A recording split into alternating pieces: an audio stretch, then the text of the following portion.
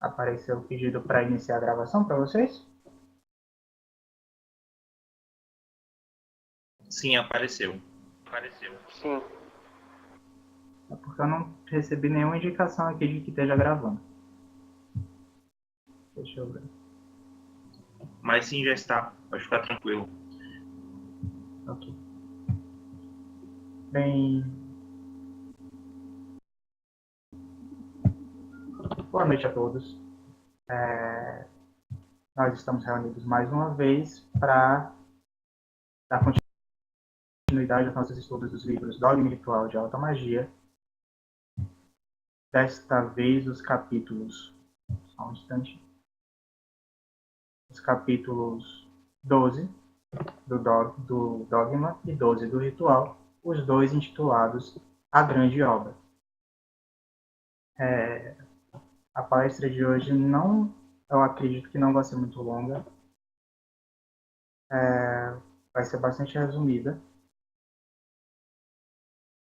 Alquimia não é exatamente minha área de estudo, então algumas conceituações são um tanto quanto confusas, especialmente quando se lê mais de um autor. Fazer comparações pode ser um pouco difícil para quem não tem um entendimento grande da área. Então, eu coloquei aquilo que eu consegui absorver de cada um dos capítulos e da construção do raciocínio, pelo menos aquilo que eu consegui compreender da construção do raciocínio do Eliphas Levi, e ficará aberto depois da apresentação à discussão.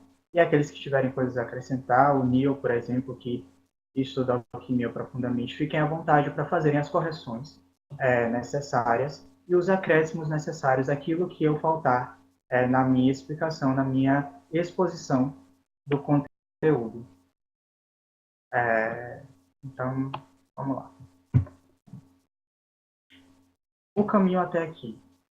A gente já passou da metade dos dois livros. Cada um tem 22 capítulos, se eu não estou enganado. A gente está no 12º, mas eu tenho a impressão de que os dois livros eles se dividem entre antes desse capítulo 12, a grande obra, e depois. Eu tenho a impressão de que até aqui todos os capítulos, pelo menos do Dogma, falam sobre o mundo, falam sobre o magista e falam sobre as capacidades do magista e aquilo através do que ele pode se orientar para construir o seu próprio conhecimento daquilo que ele pretende fazer. Como ele pode se orientar para entender, para conhecer a si mesmo, para conhecer o mundo e para agir sobre o mundo. É uma conceituação muito mais voltada para realmente descobrir a magia, descobrir a prática, descobrir quais são as leis que regem o universo e como lidar com elas. E toda essa construção culmina no 12º capítulo, que é a grande obra, que é o que a gente vai estudar hoje. Depois disso, todos os outros capítulos falam justamente das obras que podem ser realizadas. O próximo capítulo, por exemplo, se eu não estou enganado, é a necromancia.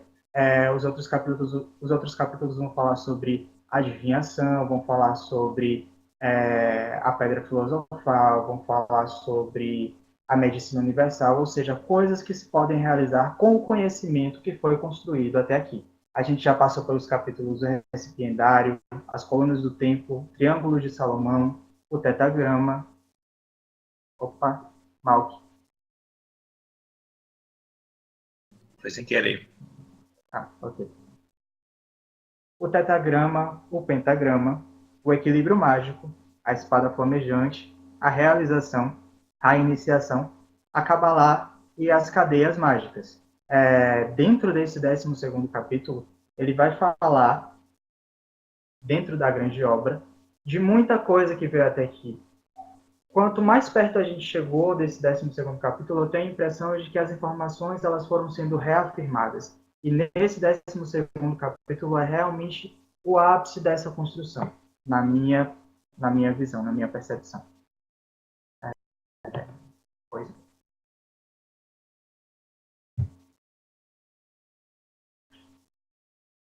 O capítulo se resume no que eu consigo perceber justamente no primeiro parágrafo. Ele começa falando basicamente o que é a grande obra. E todo o resto, tudo que vem depois, é uma construção, uma elaboração do que seria isso. Ele fala no primeiro capítulo do 12º, no primeiro parágrafo do 12º capítulo do Dogma, que a grande obra é, antes de tudo, a criação do homem por si mesmo, isto é, a conquista plena e total que faz das suas faculdades e do seu futuro. É principalmente a emancipação perfeita da sua vontade que lhe assegura o império universal do Azor e do domínio da Magnésia, isto é, um pleno poder sobre o agente universal. E tudo que a gente estudou até agora foi justamente isso, entender o que é o agente universal, entender o que é o magista, entender quais são as leis que regem o mundo, o magista, e como o magista pode agir sobre o mundo sem se deixar levar por aquilo que ele faz ou pelas correntes do próprio mundo.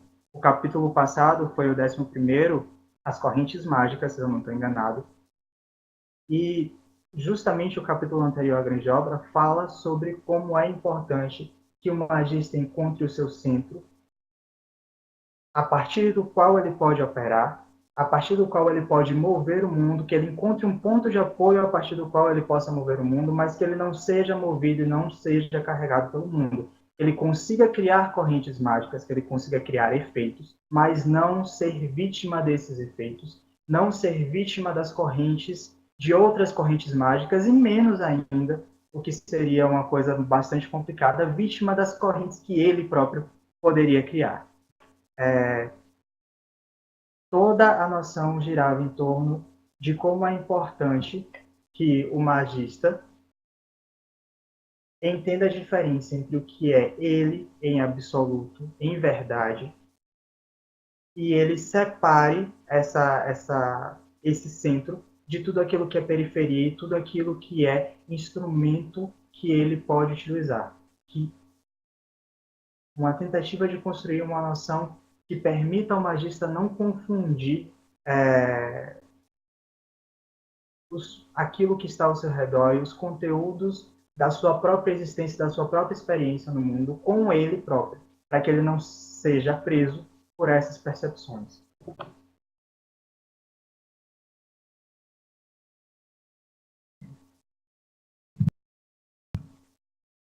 Basicamente, nesse capítulo, o que o Levi faz é dividir a grande obra, espera só um instante,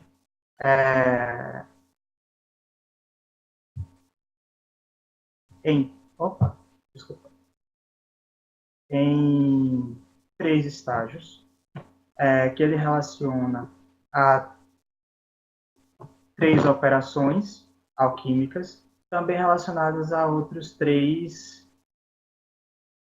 materiais alquímicos. São aquilo que é necessário realizar, aquilo que é necessário fazer para conseguir a grande obra. E ele divide essas 3 fases através da palavra arte. Ele diz que se a arte for lida de trás para frente, como é lido o hebraico, a gente tem as 3 letras T, R, A, que podem ser divididas nas 3 fases da grande obra. A primeira delas, o trabalho que ele relaciona com um dos versos da Pedra da Esmeralda. Separarás a terra do fogo, o sutil do espesso, suavemente, com grande indústria. Separar o sutil do espesso na primeira operação é libertar a alma de todo preconceito, de toda ideia preconcebida, de toda ignorância, de toda ilusão e, ao mesmo tempo, libertar a própria alma, o magista libertar a própria alma de todos os vícios e tudo aquilo que o aprisiona. É justamente separar o joio do trigo, é dividir e entender qual é o eu verdadeiro, por assim dizer, do magista, e o que é aquilo que é o mundo, o que é aquilo que está ao redor dele, o que é aquilo que está à sua disposição, com o que ele pode agir e sobre o que ele pode agir. O primeiro trabalho é justamente fazer essa diferenciação, e essa diferenciação é feita pelo uso do sal filosófico, que é a sabedoria, do mercúrio, que é a habilidade pessoal e o trabalho, e, por fim, pelo enxofre, que representa a energia vital. Espera só um instante.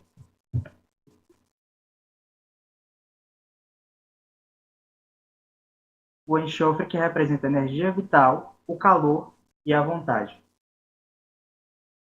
Essa é a primeira fase do trabalho. A segunda fase do trabalho é a realização, sobre a qual a gente falou no capítulo 8. Ele relaciona com o seguinte trecho, o seguinte verso da Pedra da Esmeralda. Ele sobe da terra ao céu e logo desce à terra e recebe as coisas, e recebe a força das coisas superiores e inferiores. É justamente a noção da realização, de tornar manifesto aquilo que não está manifesto, ao mesmo tempo ter a habilidade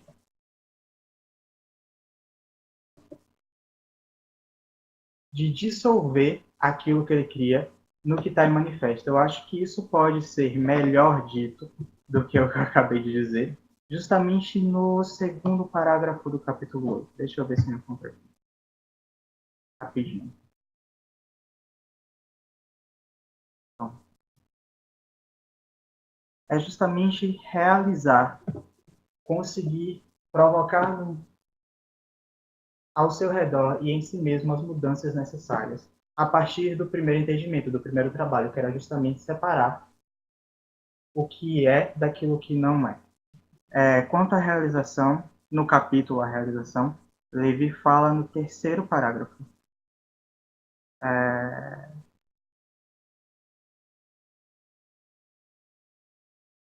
Aquilo que não se realiza não existe. A realização da palavra é o verbo propriamente dito. Um pensamento se realiza antes da palavra. Ele se realiza pelos signos, pelos sons e pelas figuras dos signos. Esse é o primeiro grau da realização. Ou seja, manifestar aquilo que está em manifesto. Saber fazer isso. Manifestar aquilo que está em manifesto. E ele continua. Um pensamento se realiza antes de uma palavra, e ele se realiza por signos, por sons e pelas figuras dos signos. Esse é o primeiro grau da realização. Depois ela se imprime na luz astral,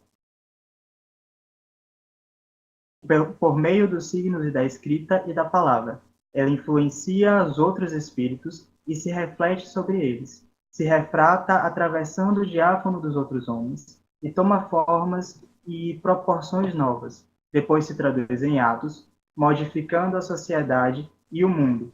Esse é o último estágio da realização. É basicamente a noção de dissolver e coagular. Você conseguir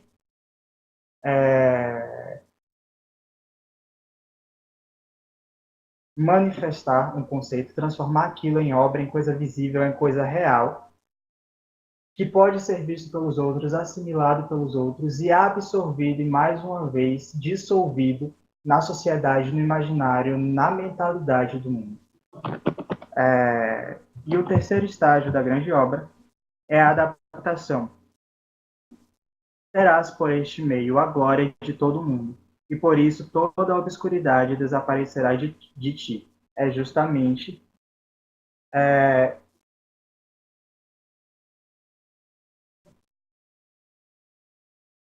a capacidade é adquirir e fixar, pelo menos assim eu entendo, definitivamente a pureza em si.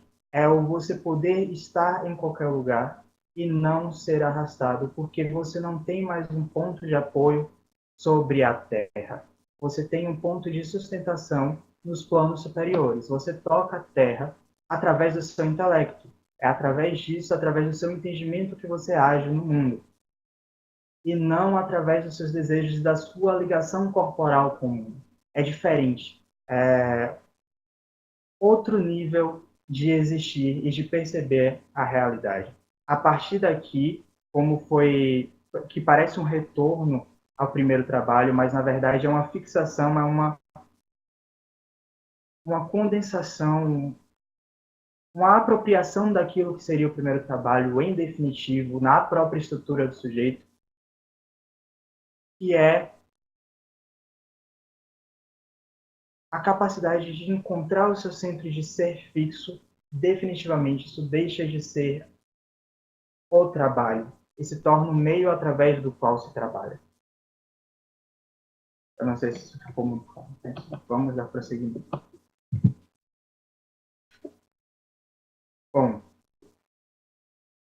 capítulo 12 do Ritual, a grande obra. Ele começa falando sobre justamente quais foram os desejos ligados à alquimia por todo o tempo, que foram, em primeiro lugar, conseguir a riqueza, conseguir produzir ouro a partir de qualquer coisa. E, em segundo lugar, conseguir a medicina universal, o elixir que curaria todas as doenças e prolongaria a vida de quem o bebesse indefinidamente. Levi diz que a grande obra tem uma tríplice significação. Uma significação religiosa, uma significação filosófica e uma significação natural. Para que o operador consiga realizar a grande obra no nível físico, no nível material, ele primeiro precisa, no nível natural, ele primeiro precisa se apropriar, entender, realmente ter propriedade sobre a parte religiosa e filosófica. Ele diz que o ouro filosofal em religião é a razão absoluta, em filosofia é a verdade, e na natureza é o sol no nível maior, no nível mundo, e no subsolo, na terra, é o ouro. A medicina universal para a alma é a razão suprema e a justiça absoluta. Para o espírito, a verdade matemática e prática, e para o corpo, a combinação de luz e ouro. Se a gente para pensar na realização, mais uma vez, que começa de cima para baixo, que começa com a realização de fato, a manifestação daquilo que está em suspenso,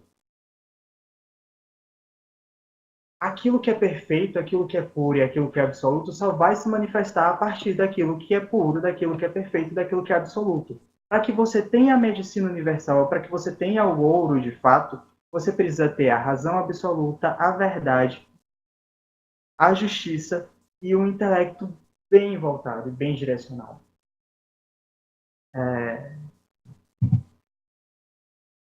E, por fim, a matéria-prima da grande obra. No mundo superior é o entusiasmo e a atividade, no mundo intermediário é a inteligência e a indústria, e no mundo inferior é o trabalho. Essas são as matérias-primas da grande obra. E ele termina esse parágrafo, eu coloquei transcrito, ele termina dizendo, e na ciência, o enxofre, o mercúrio e o sal, que lá atrás ele definiu como sendo a vontade, o trabalho e a sabedoria, que alternativamente volitizados e fixados compõem o azul dos sábios. Essa afirmação, junto com algumas outras indicações dos dois livros de maneira geral, me levaram a entender que a grande obra não é necessariamente a criação nem da pedra filosofal, nem da medicina universal. A grande obra, como ele inicia o 12º capítulo do Dogma, é a criação do homem por ele mesmo, é a organização do homem por ele mesmo, é a criação da perfeição nele mesmo, para que através disso, tudo que chega a ele, todas as realizações que ele consegue produzir são a perfeição.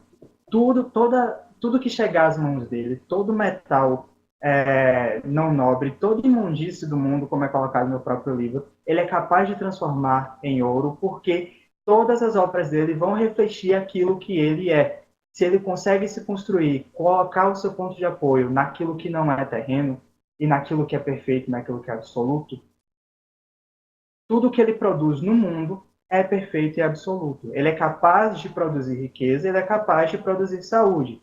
Como é dito, como foi colocado no slide anterior, a medicina universal para a alma é a razão suprema e a justiça absoluta. Se você consegue a razão suprema e a justiça absoluta no nível mais alto, Você vai ter para o espírito a verdade matemática e prática, e a consequência disso para o corpo vai ser a combinação de luz e ouro, vai ser a medicina universal.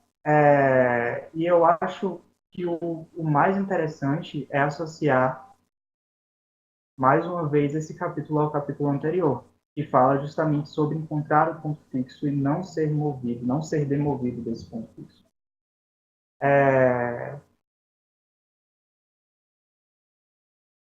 Se você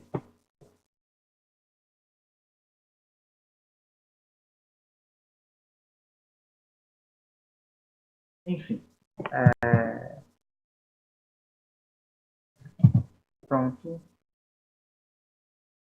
A ciência só é possível aos que dominam a filosofia e a religião, como foi dito, e só a partir daí a ciência é possível, só a partir do domínio da filosofia e da religião a produção natural é possível. E a noção de que o fogo que queima no azul é o agente universal. Ele é, ao mesmo tempo, o fogo que queima no forno, o azul, que é o próprio homem, que é a construção do homem por si mesmo, em um nível organizado que reflete a perfeição do Criador, ou é a produção do microcosmo de uma forma organizada que reflita o macrocosmo. Isso é o azul, e essa é a grande obra. E o agente mágico, a luz astral, é ao mesmo tempo o fogo que queima nesse forno e transforma todas as coisas que são colocadas nesse forno, ao mesmo tempo que ele é parte das operações alquímicas. Pelo menos isso foi o que eu consegui aprender. E eu talvez possa falar melhor sobre isso nos comentários. Por fim, toda noção ela pode ser apreendida do 12º arcano, o homem dependurado.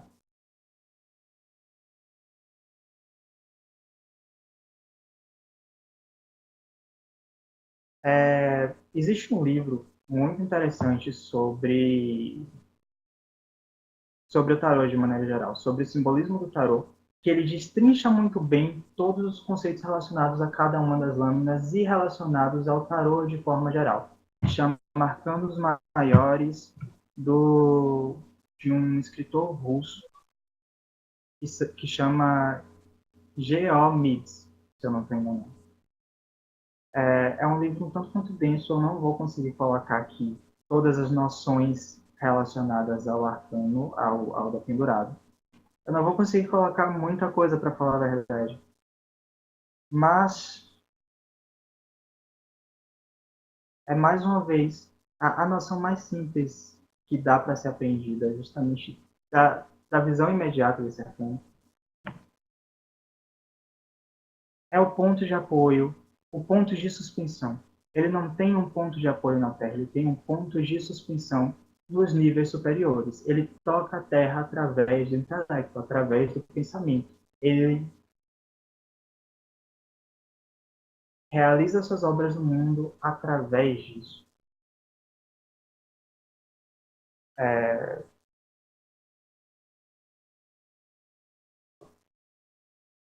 É isso. Bem, essa foi a minha apresentação. Eu gostaria de ter elaborado um pouco mais, mas como eu disse, alguns dos conceitos relacionados à alquimia são um pouco difíceis de relacionar, especialmente quando você lê mais de um autor. Eu não tenho tanto domínio assim dos simbolismos especificamente que o Levi ele traz em algumas partes de uma forma um tanto quanto densa. Ele coloca diversos símbolos que são difíceis de relacionar, pelo menos para mim. Está aberta a discussão, aqueles que quiserem fazer alguma colocação, fazer alguma correção, acrescentar alguma coisa, fiquem à vontade.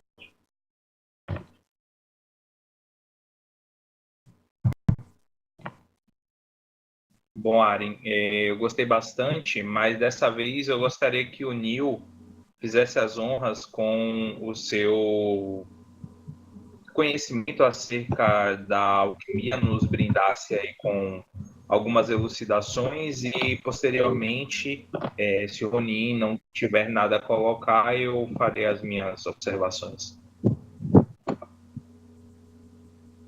Eu gostei bastante da palestra.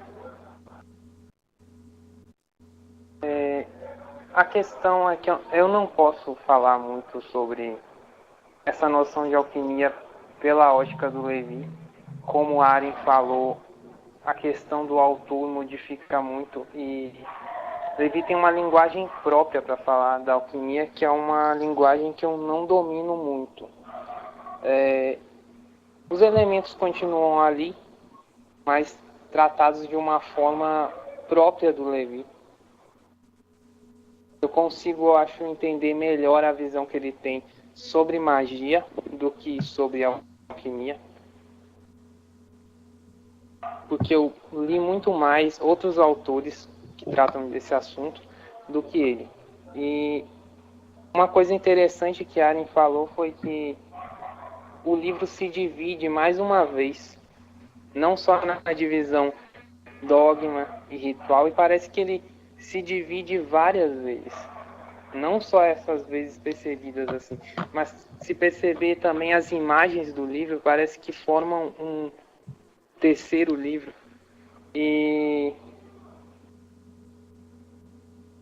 o próprio Levi coloca que Dogma e Ritual faz parte de uma espécie de trilogia, onde ele meio que ressuscita a tradição mágica,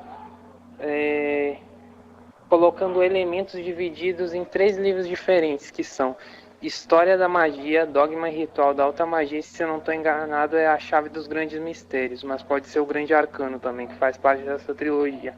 E esses livros eles se complementam.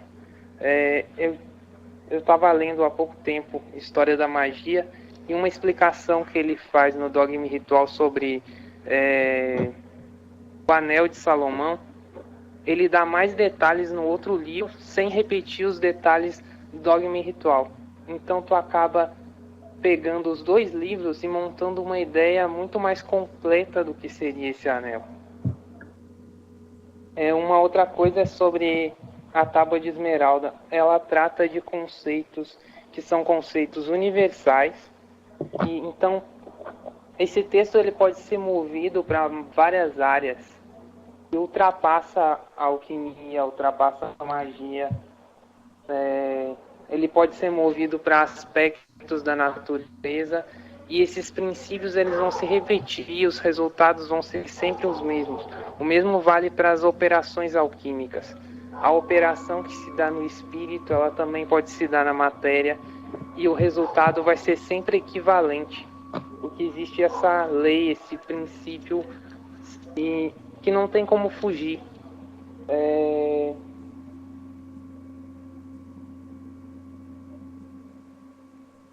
E esses detalhes que são expostos no livro, que são explicados sobre a Tábua de Esmeralda, eles são fragmentos do que seriam esses princípios na realização da grande obra, mas não se limita a isso, é uma coisa muito grande, é uma grande quantidade de conteúdo condensado em um texto bastante pequeno até que a Tábua de Esmeralda. Era isso que eu tinha para falar.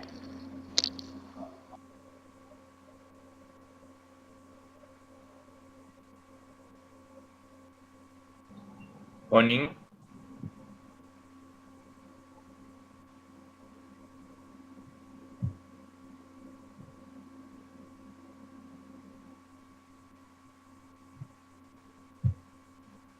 Ok. Bom, primeiramente eu gostei muito da ideia, né, de se fazer uma recapitulação para que nós pudéssemos observar qual seria a ideia, né, a ser abordada neste capítulo. Parabenizá-lo, Aren, né, pela exposição.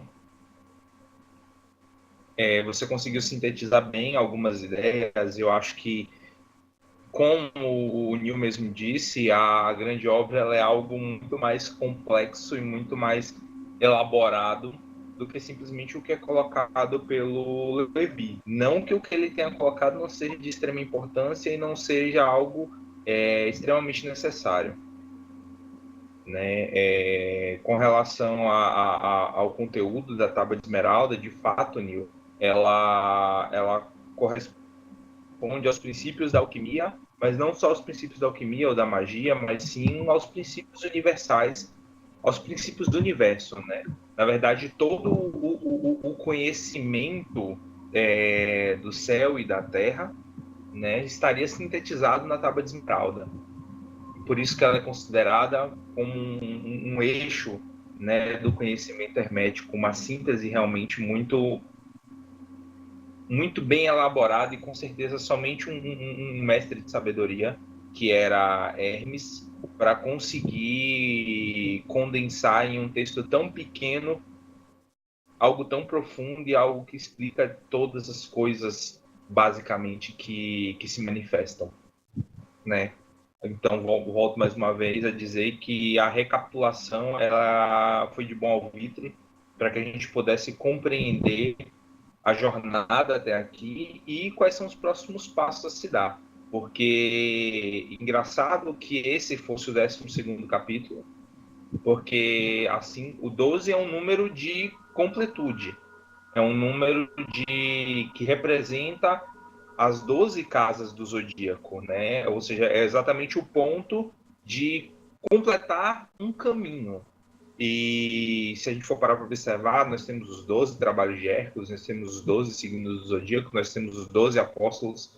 Então, 12 é um número que representa a quantidade, digamos assim, uma jornada até aqui. E se nós formos pensar também, um livro que eu gosto muito, que é o Profeta de Khalil Gibran, Mustafá passa 12 anos em Orfalese. Né? Ou seja, mais uma vez a ideia de que são 12 anos necessários para completar um entendimento de um ciclo, né? É um fechamento de um ciclo. Neste momento, no dogma e no ritual, fecha-se um ciclo, que é o ciclo de desenvolvimento, como foi muito bem observado por você, Aren. É um ciclo de desenvolvimento do magista. Quais são as dificuldades que você vai enfrentar no caminho, quais são as virtudes que você vai precisar desenvolver, quais são as provas que você vai enfrentar, né? E o que será necessário para que você tenha o autodomínio. Eu diria que essa parte é muito mais de autoconhecimento, autodomínio, né? Para que você possa, aí sim, executar a grande obra, né? Que não é nada mais, nada menos do que o trabalho de aperfeiçoamento contínuo do ser humano e que, por consequência, vai gerar o aperfeiçoamento contínuo do mundo ao seu redor. Eu gosto muito dessa ideia de que, como o Neil colocou, as mudanças nos planos sutis, elas, por consequência, geram mudanças nos planos inferiores, né? E por isso que a ideia do ponto fixo, né, de Arquimedes, ou a ideia de que se você encontrar um ponto fixo, você consegue mover todo o universo, significa que se você consegue alcançar este ponto fixo dentro de você, ou seja, nos planos superiores, que na verdade eu deveria dizer que são planos interiores, né, ou são os planos de desenvolvimento de onde parte o cerne, né, do ser, aonde ele consegue dar desse ponto, assim como um raio, né, um raio de um círculo, ele movimenta todo o restante da circunferência da periferia, como foi colocado. Essa é a ideia. Quando você encontra este ponto fixo, você é capaz de mover tudo ao seu entorno, né? Todos os outros veículos respondem por consequência a este movimento interior. Mas voltando, né, a essa ideia de eixo e de ponto fixo, a ideia de que os diversos temas eles são ratificados ao longo da obra é porque quanto mais próximos do eixo, pensem numa pirâmide, né, na verdade. Quanto mais próximo você está do ápice da pirâmide, mais os eixos convergem. Ou seja, mais próximos estão os assuntos e, no final das contas, todos os assuntos vão estar condensados num único ponto, num único eixo. E nós poderíamos aqui, neste caso, citar como sendo a Tábua de Esmeralda, né? Que seria este ponto, este eixo falando isso, tratando-se, né, de alquimia, seria esse ponto, esse eixo que resumiria todos os temas e que consegue permear todos os temas, porque é o eixo que consegue lidar com todos os pontos da circunferência. E pensando numa pirâmide, seria o ápice da pirâmide que se comunica com todos os pontos da pirâmide, né? Essa ideia, por isso que os assuntos se interrelacionam. Quando você vai se aproximando do fim de qualquer obra, que é exatamente a ideia de síntese, né? Você tem a tese, você tem a antítese, você tem a síntese no final, que vai coroar todo o desenvolvimento da obra do indivíduo. Quanto à ideia da palavra arte, né, que seriam as letras T, R, A, trabalho, realização e adaptação, eu me enxergo essa ideia também de separar a terra, né, do fogo, como separar aquilo que é denso do sutil, a ideia de desidentificação com a matéria. Você vai desidentificar-se. Você não é a matéria, você não é os corpos inferiores, você não é os seus desejos. Você é essa centelha divina, este fogo que vai e que tem a capacidade de afetar a matéria, né? E à medida que você se desidentifica, você passa a enxergar esta terra como instrumento deste fogo. Ou seja, é a ideia de que o espírito, ele consegue e tem por finalidade desenvolver suas faculdades para utilizar estas ferramentas que lhe aparecem, né? Eu gosto muito da ideia dos cabalistas de que o egoísmo, ele é uma ferramenta, é a sua natureza, mas é uma ferramenta que deve ser utilizada para alcançar o Criador. Ou seja, você deve utilizar o seu egoísmo como uma ferramenta para que você possa desenvolver o altruísmo. Você não tem uma natureza altruísta. Na verdade, você tem um ponto de altruísmo que seria esse ponto de identificação com o Criador, que é este ponto que tem as mesmas propriedades do Criador. E é exatamente a ideia de você se desidentificar com esta matéria, mas para você se desidentificar, você precisa objetivar, você precisa definir muito bem o que é essa matéria. Você precisa entender muito bem o que são esses corpos inferiores para que você possa, de maneira consciente, utilizá-los. Então, este trabalho de separar o sutil é exatamente enxergar, objetivar este corpo denso, né? Estes instintos, estes medos, ou seja, essas coisas que você tem, essas ferramentas que você tem e que, na verdade, a maior parte da humanidade se vê dominadas por elas, na verdade, se identifica de tal forma com essas ferramentas que tem, que acredita-se que é estas ferramentas, mas não são essas ferramentas. O ser humano não são as ferramentas que ele tem, né? Mas as pessoas, por facilidade, né, e por não serem ensinadas, ao contrário, se identificam com estes elementos inferiores.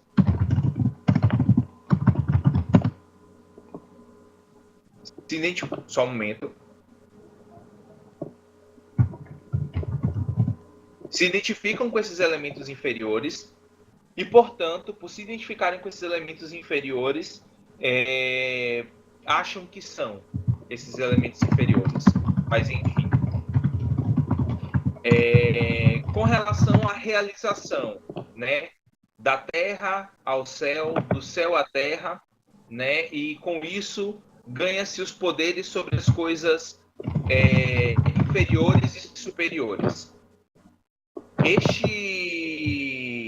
Este poder que é outorgado ao magista é exatamente o ponto em que, para que você possa alcançar estes poderes, né, como foi colocado em outras oportunidades, mas principalmente nesse da realização, para que você possa alcançar estes poderes é preciso que você esteja muito bem consciente do que você é e não ser dominado pelas coisas inferiores.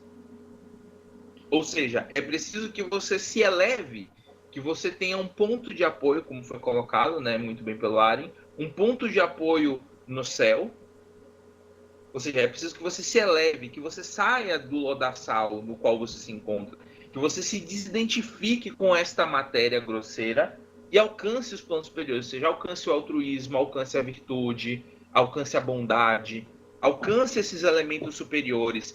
E só então, quando você compreende esses elementos superiores, você é capaz de descer à terra, porque você compreende a necessidade, porque se você.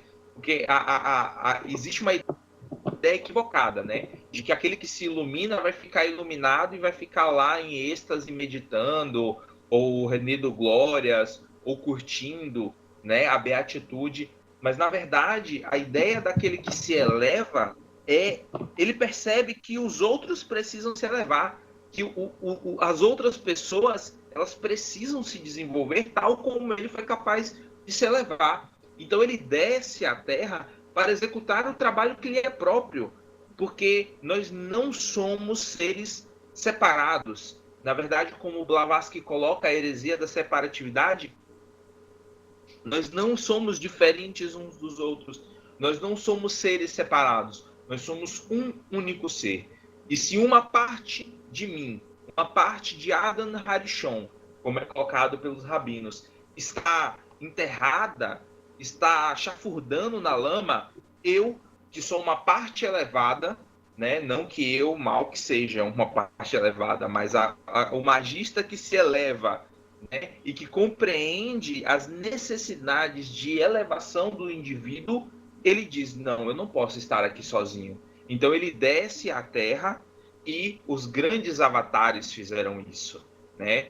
Há relatos de Kuan Yin que nas portas da iluminação, a Bodhisattva da misericórdia, Kuan Yin, nas portas da iluminação, ela ouve os gritos e os gemidos da Terra, né? E ela decide abdicar da iluminação para que ela pudesse descer à Terra e ajudar os seres a se desenvolver, né? E inclusive uma imagem muito bonita dela, que é exatamente o mantra que a caracteriza, que é o Om Mani Padme Hum, é exatamente a joia sobre a flor de lótus que desce à terra para trazer paz e misericórdia aos homens. Outros, né, tantos como o próprio Cristo, né, como o próprio Jesus, que um avatar iluminado desce à terra, né, encarna para trazer uma mensagem de desenvolvimento dos seres, né? Você vai ver ao longo de todas as culturas e de todas as histórias seres que abdicam da beatitude para descer à terra e trazer iluminação, trazer desenvolvimento aos seres, né? E só então, quando ele tem este entendimento, quando ele já se livrou dos elementos inferiores, é que ele tem o poder de realizar as coisas. Ou seja, só é dado o cetro, né, como nós falamos numa dos últimos textos, só é dado o cetro do poder ao magista a partir do momento que ele está, né, armado da lâmpada e da capa. Ou seja, quando ele está imune às intempéries, quando ele encontra o ponto fixo, como já foi bem colocado, é que ele é capaz de realizar os feitos de que o magista é capaz. E a adaptação, a pureza, né, a glória do mundo é exatamente o permear-se, ou seja, aquele que se elevou é capaz de descer à terra sem se corromper com a terra. E a imagem que me veio muito quando o Aren estava falando é exatamente da lótus, né? Que emerge da lama do lodaçal e ela só se abre acima das águas, né? Mas apesar de ter raízes muito profundas, né, nas águas e no lodo, ela ainda consegue se elevar, né, sobre as águas e espargir a sua beleza. Bom, quando se fala do ouro filosofal, né, que seria a razão absoluta, a verdade, o sol, quando a gente para pensar, Levi coloca muito bem que só é capaz de obter o ouro, né, que seria a manifestação física do ouro filosofal, né, é quando o indivíduo ele adquire a razão absoluta e a verdade, ou seja, ele consegue alcançar, através da religião, o entendimento da verdadeira razão por trás de todas as coisas, e na filosofia, quando ele encontra a verdade, ou seja, quando ele encontra as virtudes superiores, quando ele encontra o propósito da existência do indivíduo, é que ele é capaz de realizar as grandes coisas. Porque se o indivíduo ele age pelo egoísmo, se ele age pelos seus instintos, se ele age pelo aquilo que não é o que há de mais nobre nele, ele automaticamente ele não é capaz de realizar grandes coisas. Aí vocês vão dizer, Malcolm, mas você quer dizer que o que são esses empresários bem-sucedidos que têm grandes fortunas, etc, e etc. Será que eles obtêm o ouro filosofal? Porque eles não são capazes de produzir riquezas do nada, né? Eles são capazes de produzir riquezas através de determinadas atividades, que algumas lícitas, outras não tão lícitas assim, mas de alguma forma explorando os seres ao seu redor. Mas existem indivíduos que são capazes de produzir tanta riqueza e não possuem nada. Se a gente for olhar algumas pessoas que foram grandes mestres da humanidade, eu vou dar um exemplo muito próximo de nós, né, brasileiros, Irmã Dulce, né, uma freira que não tinha nada, e que pela pureza e pela elevação da sua individualidade conseguiu produzir uma grande obra, né? Você vai passar pelo hospital da Irmã Dulce, você vê que era um você para e olha, isso aqui era um galinheiro.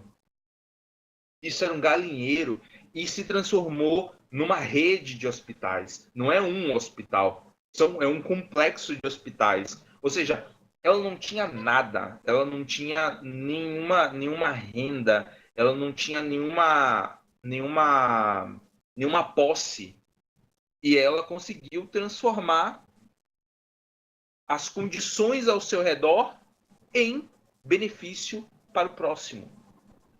Isso não quer dizer que não seja possível produzir riqueza, né, de outra maneira. Mas se você produz riqueza de uma outra maneira, com certeza você arcará com as responsabilidades dessa produção de riqueza de maneira indevida, né? Aquele que alcança a iluminação e consegue visualizar a verdade, né, a razão por trás de todas as coisas, ele entende que não é através do egoísmo que as coisas vão se desenvolver, e sim através do altruísmo, né, através da purificação da mente, né, livrar-se dos desejos, porque não é isso que vai fazer ele crescer, né, e ao contrário, ele vai usar, e aí ele dá vários exemplos ao longo do capítulo, né, que os grandes mestres morreram pobres, porque não era riqueza material que para eles importava, eles já tinham a riqueza dentro deles, né? Eles produziam várias riquezas, eles produziam bens, mas para eles essa não era a parte importante. A parte importante é que eles pudessem vivenciar esta realidade superior e que, portanto, transformou. E hoje estamos falando sobre eles, né? Tantos outros que já passaram, que viveram e que tiveram as suas riquezas temporais, porque as riquezas que esses homens possuíam, né, que não estão ligadas aos elos superiores, né, são riquezas temporais. E as riquezas desses homens são, se nós pararmos para pensar, estamos falando de Hermes hoje. E a estimativa que se faz é que Hermes tenha vivido há aproximadamente 3.500 anos, né, atrás. Então, na verdade, 3.500 anos antes de Cristo, na verdade. Desculpa, atrás não. 3.500 anos antes de Cristo. Ou seja, nós estamos falando sobre o ouro que Hermes deixou para a humanidade através dos conhecimentos, né, que ele produziu. Ou seja, este é o verdadeiro ouro, esta é a verdadeira riqueza, porque através deste entendimento e do conhecimento dessas leis, nós poderemos produzir, com certeza, riquezas ainda maiores. A medicina filosofal, quando você encontra, eu costumo dizer, né, e é uma apropriação das palavras da professora Lúcia Helena Galvão, o corpo é o ponto de impacto. É o ponto onde apenas os desequilíbrios e os desajustes da alma, do espírito, se apresentam, se manifestam, né? E então, por consequência, para que você possa ter um desenvolvimento da saúde universal, é preciso que alma e espírito estejam alinhados. E quando falamos de alma e de espírito, é bom fazer uma diferença. Aqui, quando a gente fala de alma, a razão suprema, a justiça absoluta, nós estamos falando de fato. Eu faria uma inversão aqui, tá? Eu diria que espírito seria a razão suprema e a justiça, porque seria exatamente o espírito, seria a centelha divina, né? E a alma, que eu traduziria melhor como psique, ou seja, que seria mente e emoções, que daria exatamente a verdade matemática e prática, né? Que seria exatamente essa ideia da mente analítica, da mente e mais ligada à psique. Então, por isso, eu acho que a alma caberia muito mais no segundo ponto. E para o corpo, que seria apenas uma manifestação do equilíbrio entre todas esses corpos superiores que se expressariam no corpo inferior, né? No mais, sobre entusiasmo, inteligência e trabalho, eu entendo que você percebe que são, na verdade, cada um representando exatamente os elementos de cada um dos corpos. Se você for dividir o homem em três corpos, e não na Constituição Septenária, mas em três corpos, né? Que seria nous, psique e soma.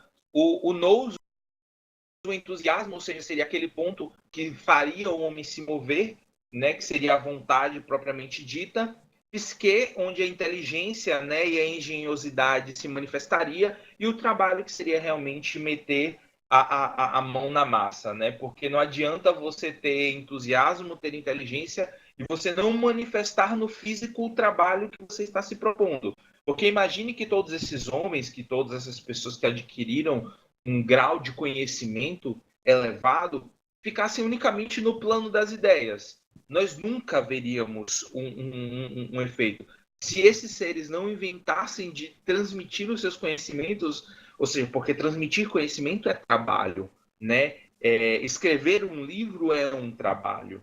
Então, se esses homens não trabalhassem em prol do desenvolvimento da humanidade, nós não alcançaríamos isso. Então, a grande obra ela não poderia ser realizada se não houvesse trabalho, né? E engraçado que eu li recentemente num livro Autocultura de Ika Taikimini, se eu não me engano é o nome dele, da Sociedade Teosófica. Ele coloca exatamente o ponto de que Atma e o corpo físico estão extremamente ligados, ou seja, o ponto mais alto do homem está extremamente ligado com o ponto mais baixo, né? O que está acima como o que está embaixo, exatamente porque é necessário que exista efetividade no trabalho, que exista um envolvimento com a matéria, porque se do contrário fosse, não haveria por que estarmos aqui. Não haveria por que estarmos neste plano se não houvesse uma necessidade.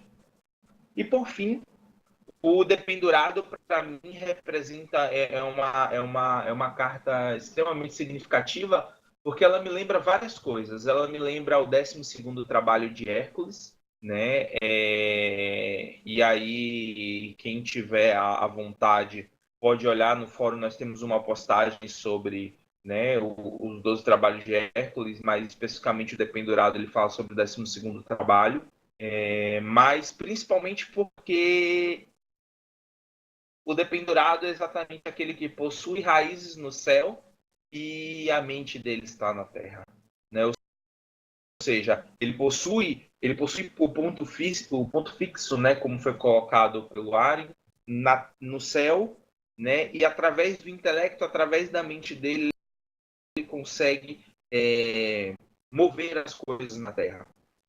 E engraçado que ele move as coisas exatamente com o intelecto dele, porque as mãos dele estão amarradas nas costas dele, né? Não são as mãos dele que estão na terra, né? É exatamente o intelecto dele, ou seja, ele está imerso, né, no plano terreno, mas a mente dele, as raízes dele, o ponto fixo dele, e é engraçado que é apenas um ponto fixo, né? Que é exatamente ele está pendurado por um único pé, né? Ou seja, ele possui um pé conectado com os planos superiores, mas me lembra uma outra figura, que é exatamente Odin sacrificado, né? Ele se dependura na Yggdrasil, né?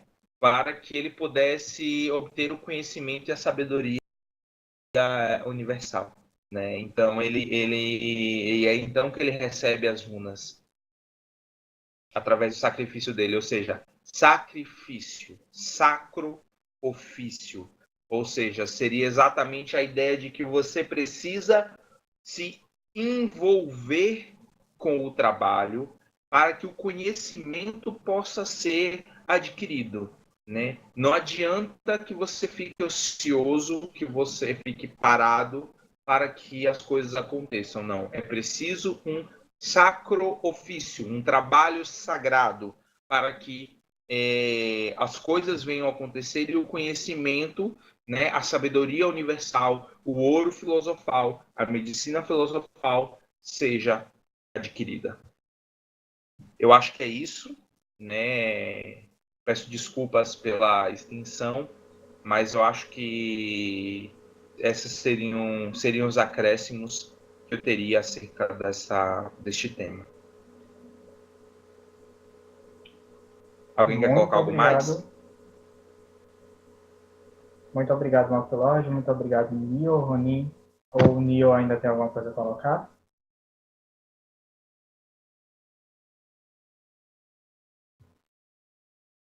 Ok.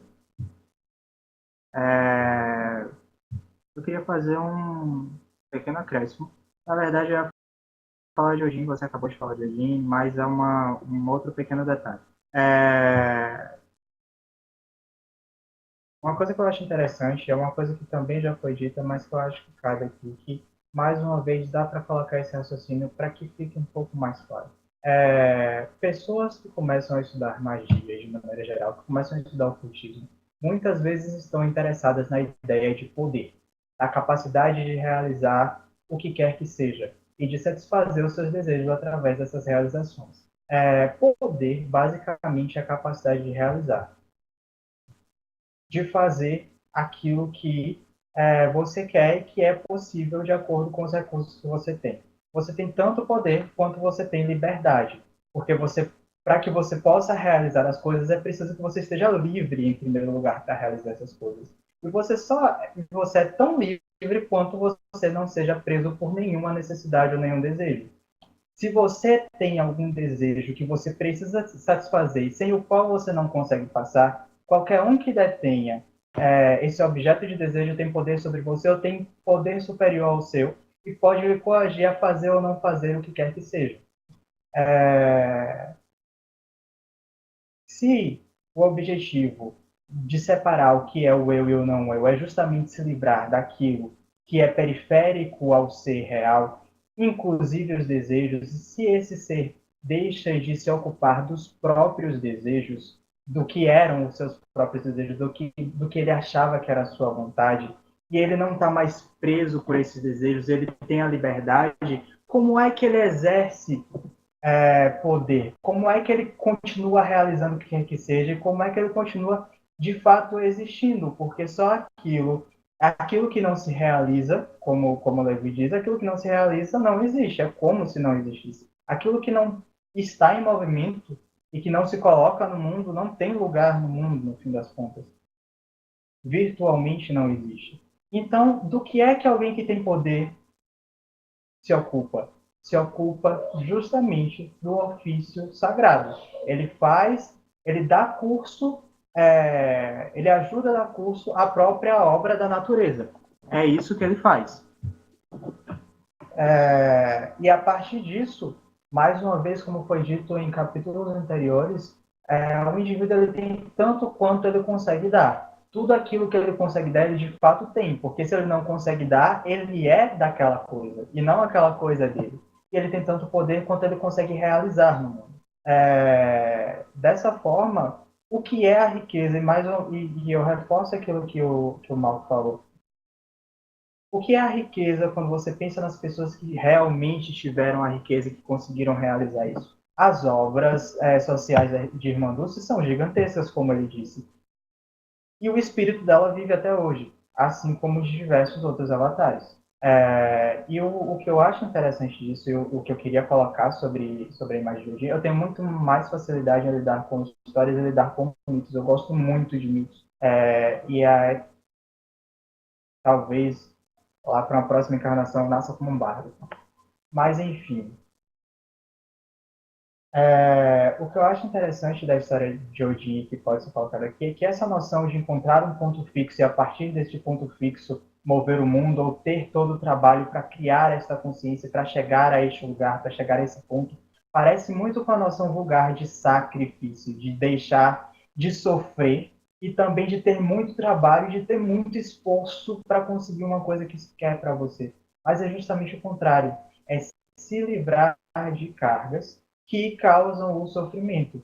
A gente sofre na periferia do nosso ser, a gente sofre nas coisas com as quais a gente se identifica, a gente sofre especialmente pela perda das coisas que a gente acredita que deveria ter, pelas coisas que a gente acredita que são a gente.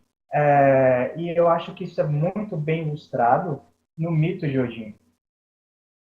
Odin ele fica dependurado na árvore dos mundos. Eu acho essa ideia maravilhosa. Ele está dependurado no eixo do mundo, naquilo que é realmente a sustentação de qualquer outra manifestação de existência. E ele não se move dali. Ele passa 9 noites sendo sacudido pelos ventos desse mundo. Ele passa 9 dias sendo sacudido pelos ventos desse mundo, mas continua preso no eixo dos mundos. É como se ele passasse pelos 9 mundos, mas ele não se desliga do eixo, ele não se deixa absorver pelos outros 9 mundos. Ele passa esse tempo todo com o próprio símbolo de poder cravado nele, com aquilo com que ele guerreia, que é a lança dele. E porque aconteceu uma interrupção aqui, interrupções são complicadas.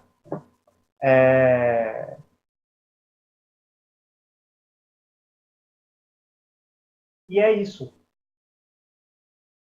Ele passa 9 dias e 9 noites que representam justamente a passagem pelos 9 mundos sofrendo. Ele não está sofrendo necessariamente, não é uma questão da decisão dele.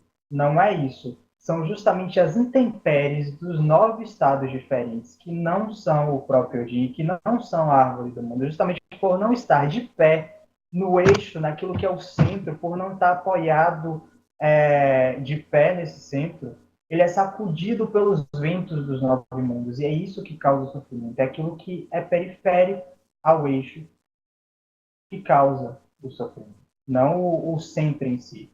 O centro é estável e é leve. É o estado natural do ser.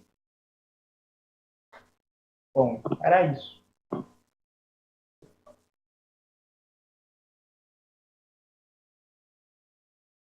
Oi. Oi. Eu só gostaria de acrescentar uma coisa sobre essa questão do número 12 ligado a esse capítulo. Tem um alquimista chamado George Ripley, é um alquimista britânico, e ele divide a alquimia em 12 operações. E também Basílio Valentim, que tem uma obra famosa chamada As 12 Chaves da Filosofia, e dentro dessas 12 chaves contém um apêndice onde tem um pequeno livro chamado Azote, ou o modo de preparar o ouro oculto dos filósofos. E é aí que ele introduz a palavra azote dentro da alquimia, que até então não existia. E é provável que Levi tenha retirado então desse livro, e por isso a associação com o número 12 no capítulo.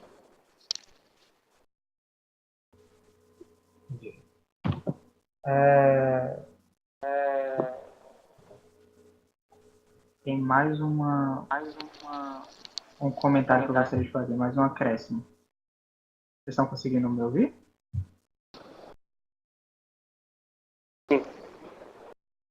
Sim. Existe um outro livro que eu gostaria de deixar como indicação, que aprofunda muito todos os conceitos que estão nesse capítulo. É um livro um tanto quanto denso, eu achei um tanto quanto difícil de encontrar, mas é um livro que realmente aprofunda todas as noções que são colocadas nesse capítulo, que chama O Simbolismo da Cruz, de René Guénon. E ele elabora muito bem sobre todos os conceitos. A partir da introdução tem muita coisa interessante, muita coisa boa a ser vista nesse livro. Quem quiser ter uma visão um pouco maior, é uma indicação. E mais uma vez, o outro símbolo associado a esse capítulo é justamente a cruz. Ele tem como os símbolos associados à 12ª lâmina do tarô, que é o dependurado, e a cruz, justamente porque é a noção daquele que tem o apoio no céu, é o link entre o céu e a terra, é a figura hermética própria, é o arquétipo do psicopompo, é o link entre os deuses e o mundo humano, ele é o mensageiro. E outra figura que eu tenho extrema admiração, que é marcada por uma figura associada, que é justamente o Tao, porque, se eu não me engano, pendurado, dependendo da representação, ele está pendurado numa trave que forma justamente a letra hebraica Tav. Tanto na forma que são duas colunas com uma trave em cima, quanto na forma antiga, que forma um T ou uma cruz. E o símbolo da ordem franciscana era justamente o tal. E eu acho que ele é um exemplo muito claro da realização da grande obra. O espírito dele vive até hoje, o que ele fez, não tendo absolutamente nada, tendo feito votos de pobreza, castidade e obediência, foi gigantesco. Os meus exemplos são bastante diretos e eu gosto muito de simplicidade. Para mim, o guia mais claro, mais simples e mais fácil de entender todo esse processo, todo o objetivo e toda a noção e tudo que se espera da construção de um magista por si mesmo e do entendimento do que é aquilo que ele quer realizar, daquilo que ele pretende realizar enquanto magista, é justamente a oração de São Francisco, que não é de São Francisco, não foi ele que criou. É uma oração bastante recente, mas que é ligada a ele, que traduz muito bem os ideais franciscanos, que é justamente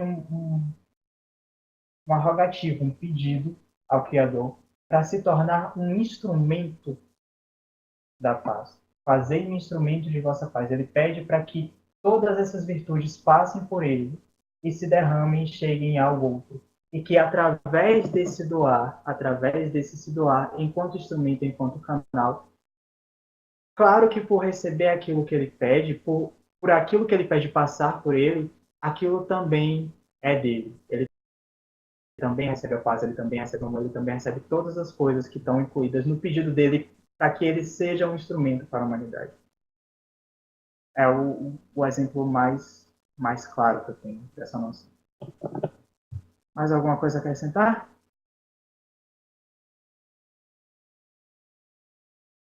Não, acho que é isso. Ok, então, muito obrigado pela presença de todos, muito obrigado pelos comentários, pelos acréscimos. Foi uma atividade enriquecedora. É isso. Boa noite. Boa noite.